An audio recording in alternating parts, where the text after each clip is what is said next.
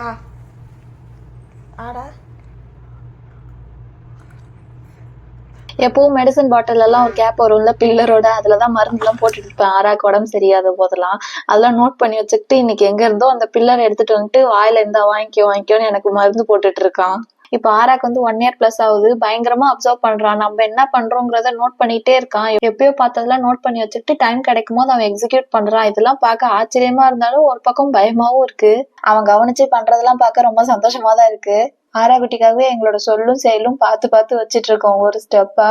எங்களுக்கு வந்து பாசிட்டிவ் மேனர்ல கொண்டு போகணுங்கிறதுதான் எண்ணமா இருக்கு. இப்பதான் பிறந்து கையில வாங்கின மாதிரி இருக்கு. அதுக்குள்ள 1 இயர் கம்ப்ளீட் ஆகி டக்கு டக்குன்னு வளர ஆரம்பிச்சிட்டான். அதுவே கொஞ்சம் கஷ்டமா தான் இருக்கு. அவனுக்காக ஒரு சில மேனர்ஸ் எல்லாம் நாங்களும் மாத்திக்கிட்டோம். எங்களுடைய பழக்க வழக்கங்களை மாத்திக்கிட்டோன்றதை தாண்டி ஃபுட்டு விஷயத்துலயுமே நாங்க கொஞ்சம் ஆராகுட்டிக்காக மாறிக்கிட்டோம். நீங்க உங்க குழந்தைக்காக என்ன பழக்கத்தை மாத்துனீங்கிறத சொல்லுங்க.